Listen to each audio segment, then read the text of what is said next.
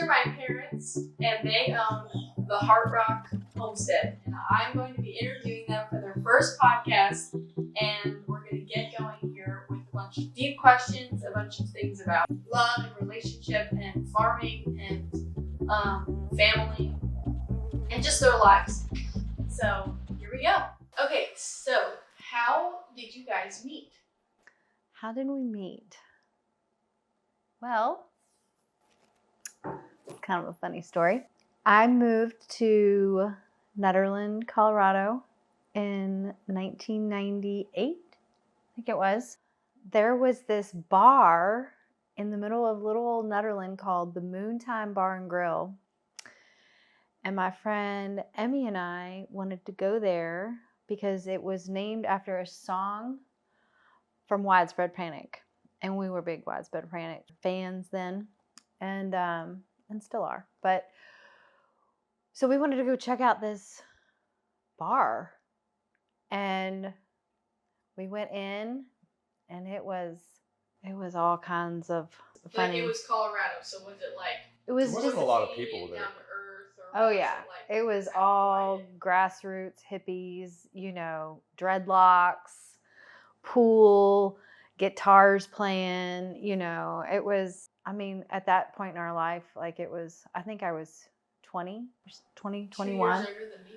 Yeah. You were 20? I'm pretty sure I was 20 because I think I turned 21 there.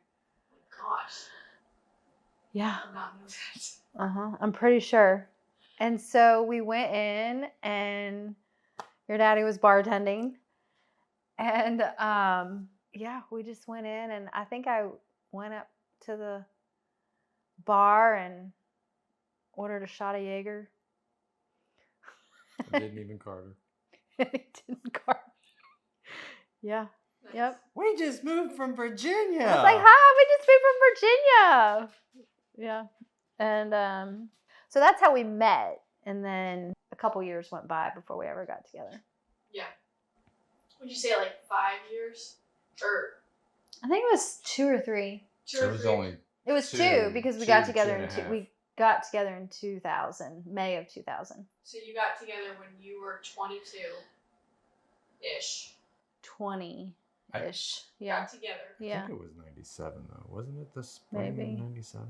No, it was Okay. August. Okay. When we moved there, because we only had a very short window of time before winter came. Right. And we had a Plymouth Neon up at 9,000 feet, Right. practically. So fast forward a little bit. Did you guys ever see yourself creating something like HeartRock together at 22 and 31? No, HeartRock, no, not HeartRock specifically. Did you guys ever see yourself creating like a business together, or like a homestead, or something having to do with land in the smallest? I saw it from the time we got together and we lived up on the mountaintop. I always was like, let's create this whole self-sustainable and. Yeah, I had a school bus. I was ready to put a greenhouse in the school bus, and we had acreage outside of Nederland, and just meadow, so in that the would meadow be a great place for a wedding. for a greenhouse. Yeah. Yeah. So you guys did have this has been a dream of your guys' for a while. A very foggy dream in the realms of vision and... Yours was foggy. Mine has been very clear.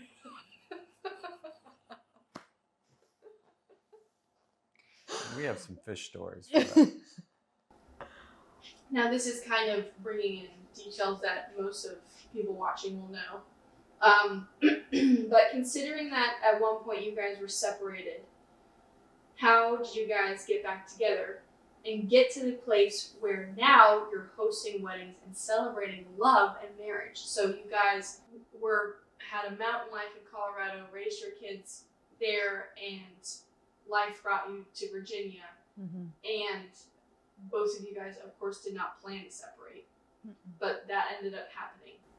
That obviously is like just the rock bottom of love.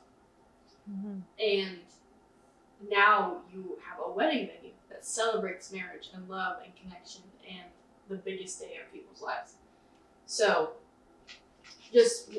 I would love for you guys to like touch on kind of how God has done that in your lives and how you guys have kind of noticed how your life is kind of woven into this direction. Well, I would first and foremost say it was from our giving of our hearts to Jesus and his redemption, or the redemption through him. For myself, I was and still struggle with my ego and how much it had me by the throat and caused me to act a certain way and be a certain way that Kimmy didn't want to be with.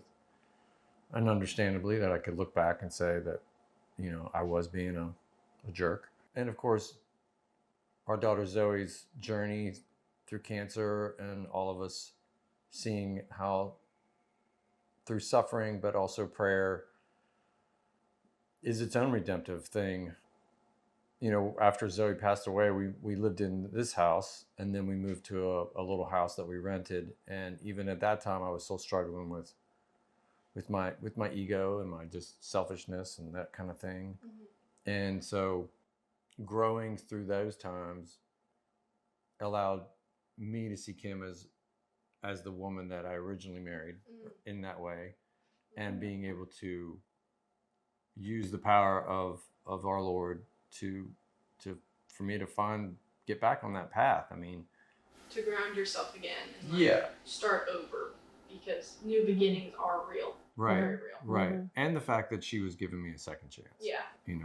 Mama, you gave me a second chance, and the Lord did too. The Lord always does, for that matter, when you're willing. But, down here on good old planet Earth, it's like you only get a couple chances. Yeah. So. And it's kind of like Mama also gave herself a second chance. Right. To open her eyes and receive, and also change your perspective in a lot of ways. Because it takes two to tango. So I'm sure you had to work through a lot of trauma, but also maybe pride yourself in other ways. Oh yeah. Yeah, absolutely.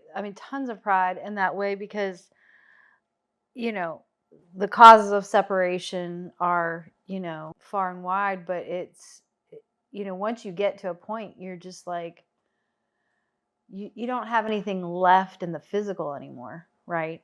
Like, trust is broken. Like, you don't have anything, there's no foundation. And so you become prideful in that, because you're in a survival mode of like, how do I live? How do I cope? What do I do?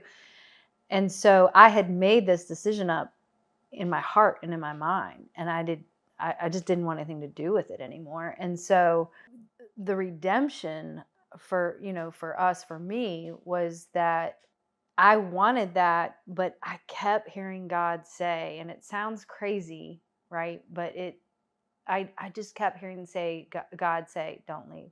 Don't you leave. Don't do it.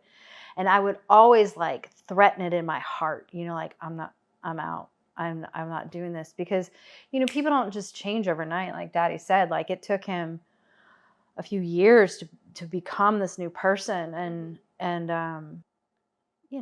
it's kind of like that little kid where you want to grab the candy, or you want to do the thing that you want to do, but your parent is telling you, don't do it. Don't do it.